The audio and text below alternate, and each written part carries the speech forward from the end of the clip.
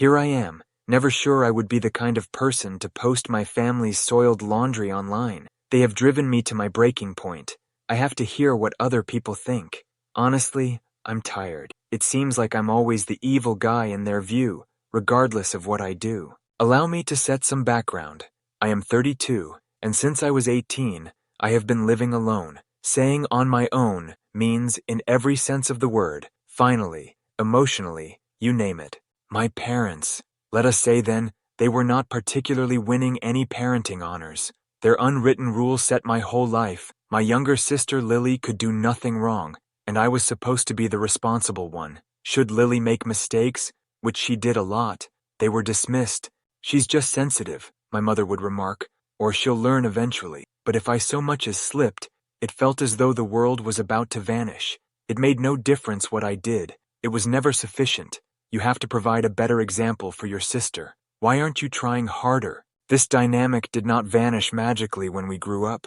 Lily lingered under my parents' roof until her mid-20s, flitting between failed employment and always with an explanation for why she wasn't responsible. I was juggling 2 jobs to pay for education and learning how to handle bills and rent on my own. Not once did my parents offer to assist me, not that I expected them to, but it hurt seeing them go over themselves for Lily while I was left to fend for myself. 6 months from now, fast forward, my mom gave me a call. Now, you have to realize my mother calls not only for conversation, she needs something, hence she phones.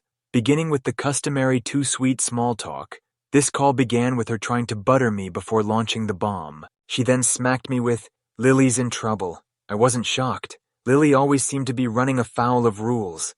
I was not anticipating this, though. She apparently carried debt of $40,000, and not the kind of debt you could dismiss as young stupidity, that of college loans.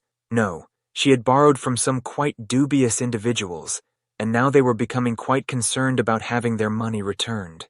I'm sure my mother imagined it would cause me to cave when her voice cracked, like she was ready to cry. Packed with guilt, she said, "You've done so well for yourself. You've always been the strong one. Lily's not like you. She needs your help."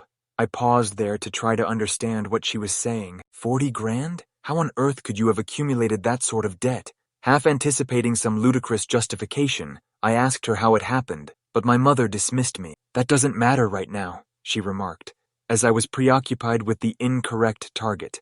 "What counts is that she is your sister. Family helps family." For years, family helps family had been their standard justification. Every time they required me to fix Lily, cover for her, or tidy her messes, they stated this, and every time I'd swallowed my annoyance and followed their instructions since I wanted to be the good man. But $40,000, not sure I could do it, not like this moment. I answered no to her, straightforward. "I'm sorry, but I can't bail Lily out of a mess she generated," I said, and the tone changed exactly like that. In about 2 seconds flat, my mother went from pitiful to enraged. She cried out, "You're being selfish."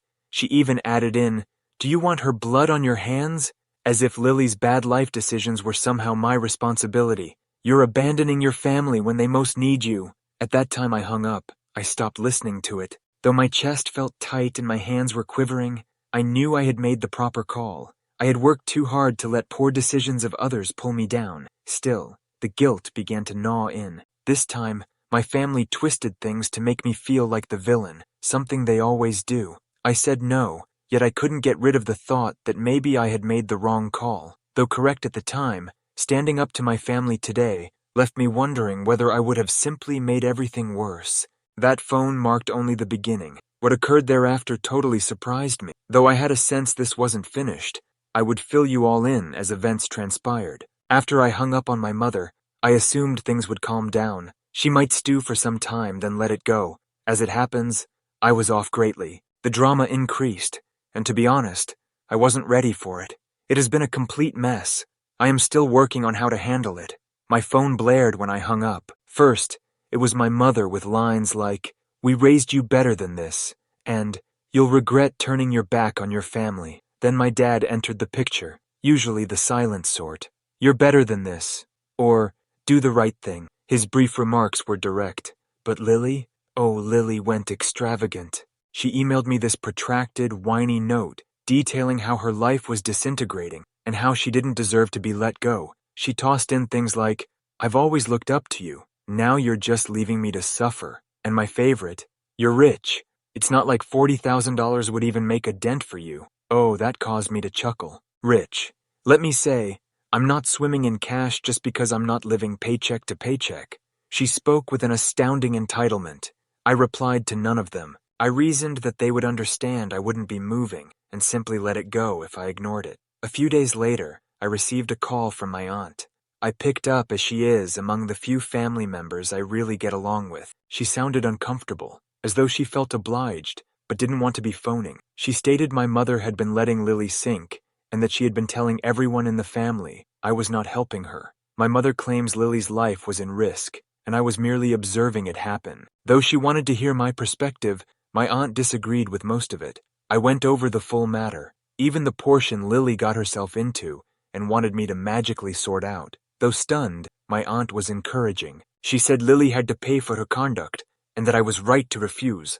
While hearing that helped somewhat, harm was done. My mother had told the tale all around, bending it to fit me as the villain. Texts from cousins, uncles, and even some old family acquaintances began to arrive. Most of them were evasive, like, "You should really think about what family means," or, "You'll regret this one day." Some were quite unpleasant. One of my relatives stated I was behaving as though I were too good for the family and branded me conceited. I disregarded them all, but the never-ending onslaught was draining, and then things grew more intense. I heard from my bank one afternoon. First, I assumed it was a hoax, since in these days, who really answers calls from their banks? The man on the telephone clarified, nevertheless, that someone had tried to access my accounts with a false identity. The documents didn't match, hence, they labeled it as suspicious. Fortunately, nothing was taken. I knew right away Lily was behind it. She had to be the one. She was desperate. If she were ready to bring the whole family into this, why wouldn't she try to pilfer from me? The bank could only tell me they had temporarily closed my accounts as a precaution. I sought further information, but they couldn't provide anything else. I was enraged, even as I thanked them and hung up. These days, this went beyond simple guilt-tripping or emotional blackmail. This was illegal. I asked Lily straightforwardly since I needed responses. When I drove up to Lily's place later that evening, I was still raging. I hadn't said to her I was en route, and to be honest, I wasn't sure what I would say. All I knew was, I had to stare her in the eye and hear her own admission of what she had done. Perhaps a part of me hoped she would deny it, providing me some justification for believing my sister was not the kind of person who would go this low. She appeared startled to see me when she opened the door, but not in the kind of, "What are you doing here?" sort of manner. More like she had been hoping for me to show up finally. She simply rolled out of bed and was sporting sweats with messy hair. Not that I gave her any thought on looks, but it accentuated the general mood of, I don't have my life together. Leaning against the doorframe like this was some informal visit, she asked, "What are you doing here?" I hardly bothered easing into it either. "Did you try to steal from me?" I questioned, gesturing with my phone showing the bank alert still on screen. Though I couldn't help it, my voice was probably louder than it ought to have been. I became enraged. Her face stopped momentarily, and I considered perhaps she would lie or try to hide it. No, however. Rather, she rolled her eyes while I was overdosing and remarked, "Oh, come on. You weren't going to help me, so what choice did I have? What decision did she have to make?" Stunned, I fixed my gaze on her. "Do you even hear yourself? You sought to steal from me because I wouldn't bail you out of your own mess. That's not just wrong, Lily. That's illegal." She shook her shoulders, actually gave a shrug, like if we were discussing borrowing a jumper or something, crossing her arms. "Mom and Dad said you'd come around eventually," she said. "They urged me to push you harder, that you would cave if I made it serious enough." What I was hearing seemed unbelievable. "You've got to be kidding me. They encouraged you to do this. To commit fraud? Do you even realize how insane that sounds?" "They told me not to commit fraud," she stated. "They just said you wouldn't let me sink if you thought I was really in trouble. Guess what? I am in trouble. I don't have anyone else to turn to." I could hardly think clearly. I was so furious. "You have burned every bridge you have ever had. You have no one else to turn to," I said. "This is about the fact that you've never taken responsibility for anything in your life. And now you're dragging me into your mess because you're too selfish to deal with the consequences of your own actions. Not just about the money." She hardly flounced at all. "You're being dramatic." She waved me off. It's not like I really got anything from you. The bank stopped it, didn't they? So what's the big deal? The big deal, I continued, is that you tried. The big deal is that you thought you had the right to steal from me just because you're too lazy to clean up your own mess. And the even bigger deal is Mom and Dad think this is okay. That at last started to irritate her. Her expression contorted into this mixture of humiliation and wrath. She doubled down instead of being sorry, though. You think you're so much better than me, don't you? She spat. Just because you have your nice job and your stupid house, you think you can sit there and judge me. Well, guess what, big brother? You wouldn't be where you are without Mom and Dad. They sacrificed everything for us. And this is how you repay them? Though it was not a joyful chuckle, I laughed. When you're so annoyed you don't know what else to do, you start to chuckle, that sort of laugh. Mom and Dad didn't give anything up for me, I said. I paid rent at 18. Every sacrifice they made was for you, Lily. They handed you everything on a silver platter while I was left to sort things out on my own. So don't even try to pull the family loyalty card with me. She responded not at all to that. She might have done, but she never spoke it aloud. Rather, she only stood there gazing at me like I was the bad man in all of this. I couldn't stand it anymore. Stepping back toward the entrance. You know what? I asked. I'm done. I'm done with Mom and Dad.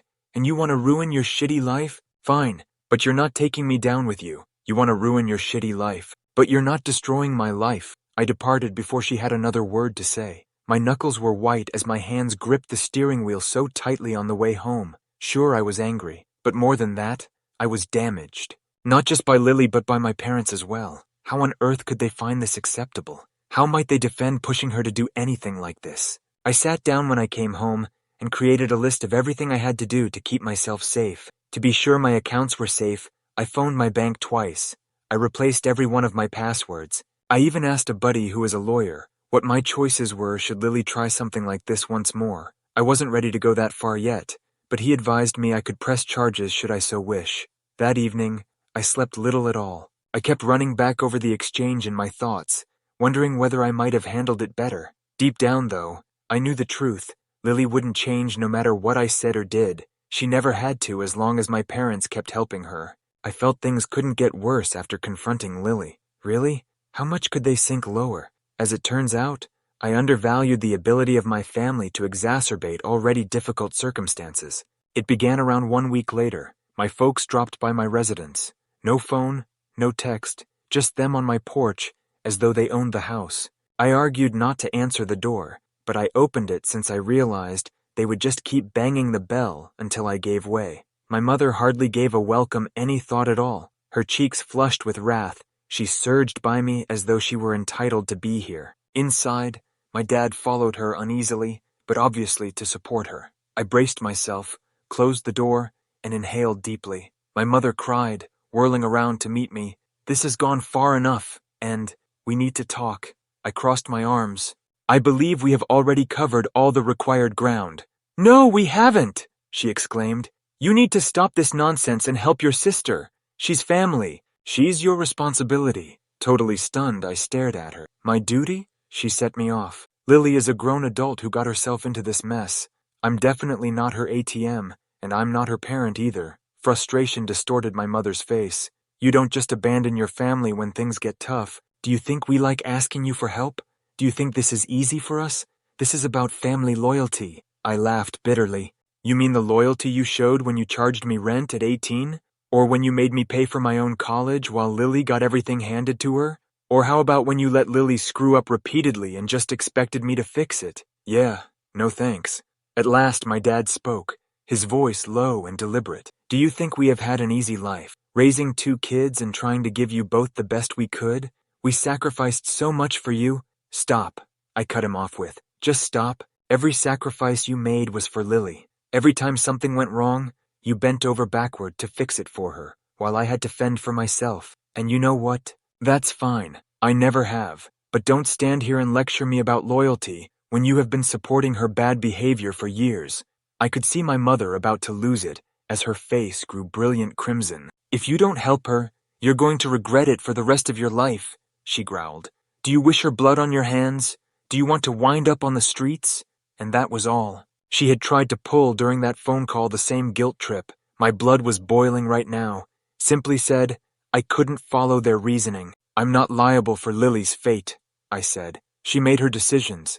Should she wind up on the streets, that is on her and on you, for never teaching her how to be responsible for her actions. At this point, my mother was virtually shaking with wrath. She spat, "Fine, don't expect us to be there for you when you need us, if this is the sort of person you want to be." Though there was no humor in it, I laughed.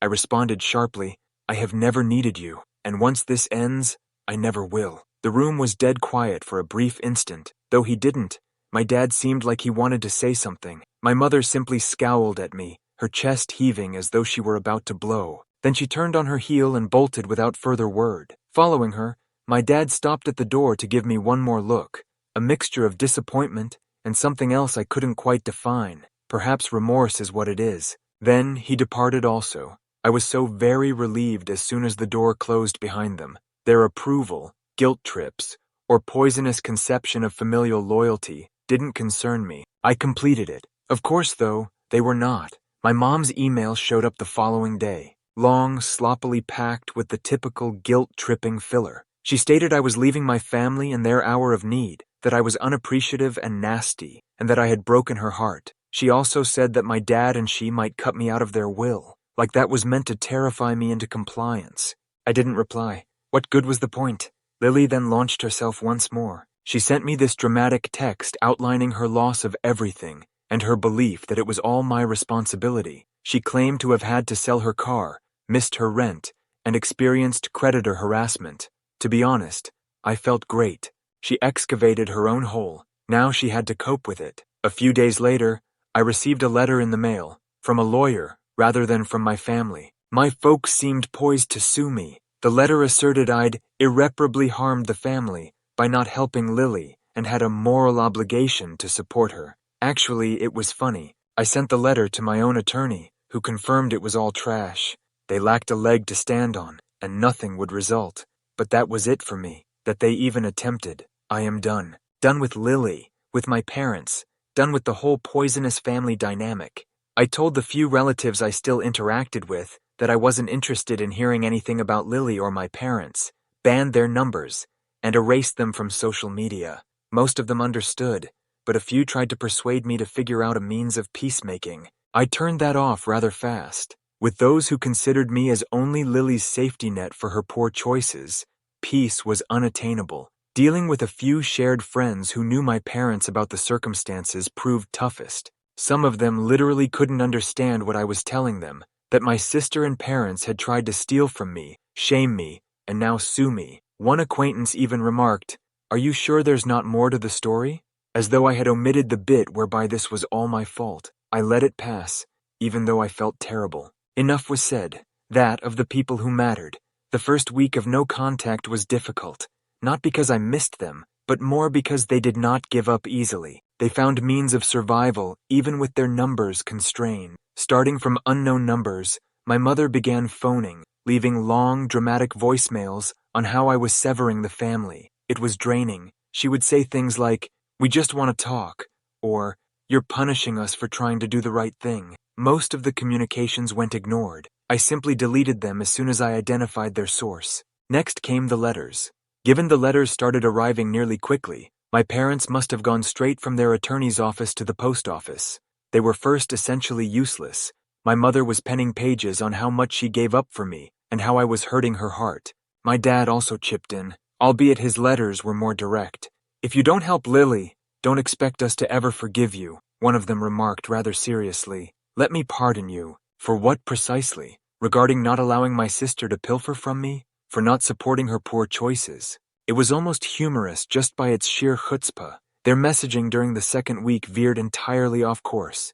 Like she was attempting to scare me back into line, my mom's emails got desperate, almost unhinged, throwing out vague warnings like, "You'll regret this one day, and you'll be sorry when it's too late." It was all guilt and misery. Still, my dad let go without restraint. His messages were straightforwardly caustic, accusing me of being conceited, lazy, and selfish.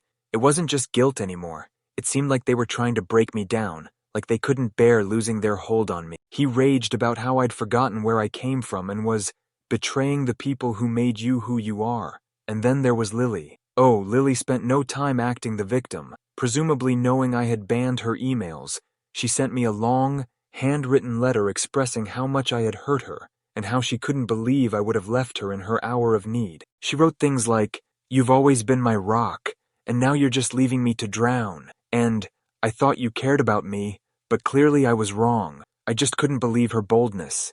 She asked for money once again when closing the letter, not $40,000 this time, merely a $5,000 small loan to enable her to get back on her feet. I laughed so hard I almost cried when she promised to reimburse me as soon as things got better, as I was about to fall for that, following all she had done. The last straw, though, by showing up at my office, my mother entered full craziness. Indeed, she rolled up to my place of employment without warning. She lost it when the receptionist wouldn't move when she stormed into the lobby wanting to see me. She screamed about how I was ruining the family and called me a terrible son loud enough for the entire building to hear. Security had to physically escort her out. Frozen totally, I stood there observing the whole scene from the mezzanine. Though their features showed utter disbelief, my colleagues said nothing. I aimed for the ground to devour me whole, and that was all. I would have had enough. I was done, not only angry. That evening, I got in touch with a family law attorney, not the guy I had casually consulted earlier, a real pro. I enumerated everything, the abuse, the entitlement, the craziness. She listened, asked some pointed questions, and then directed me precisely on what to do. The following day we wrote a cease and desist letter. It went to everyone, my dad, my mom, Lily, even their attorney. It was quite clear. Get back in touch once again, and I will file legal action. None of the exceptions. Though I didn't expect they would stop, surprisingly, it worked. The calls coming from my mother ceased.